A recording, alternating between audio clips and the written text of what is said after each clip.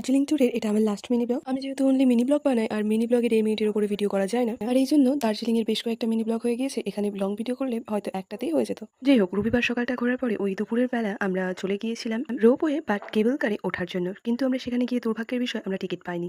তাই এরপর আমরা চলে গিয়েছিলাম টি ভ্যালি গার্ডেনে। আর এখানে মেঘগুলো খুব সুন্দরভাবে ওপর থেকে মানে নিচ থেকে ওপরে উঠছিল, যেটার দৃশ্যটা আলাদাই সুন্দর লাগছিল। আর এখানে অনেকগুলো ছোট ছোট স্টল ছিল যেখানে সবাইকে ফ্রিতে চা টেস্ট করতে দেওয়া হচ্ছিল। সত্যি বলতে এখানকার চাটা ভীষণ টেস্টি ছিল, আমার ভীষণই ভালো লেগেছে। এখানে মশলা টি ছিল আর নর্মাল টিও ছিল, হার্বাল টি। আর এখান থেকে তোমরা সবাই অবশ্যই চা কিনতে পারো। আর আমরা এখানে মশলা টিটা স্মেল করে নিচ্ছিলাম, বেশ ভালো লাগছিল। তো সেখান থেকে চা কিনে আমরা চলে আসি আবারও ম্যাল রোড ঘুরতে। আর ম্যাল রোড ঘুরে এখানে সুন্দর একটা বড় কেকের দোকান রয়েছে, আর সেই দোকানে আমরা ঢুকছিলাম।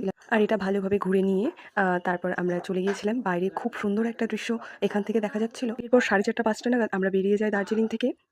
এখানে আমরা একটা গাড়ি বুক করেছিলাম, তো সেই গাড়িটাতে করে আমরা চলে আসি শিলিগুড়ি। আর শিলিগুড়িতে গিয়ে বাপিদার বাড়িতে গিয়ে আমরা সবাই মিলে ফ্রেশ হয়ে একটু সবাই মিলে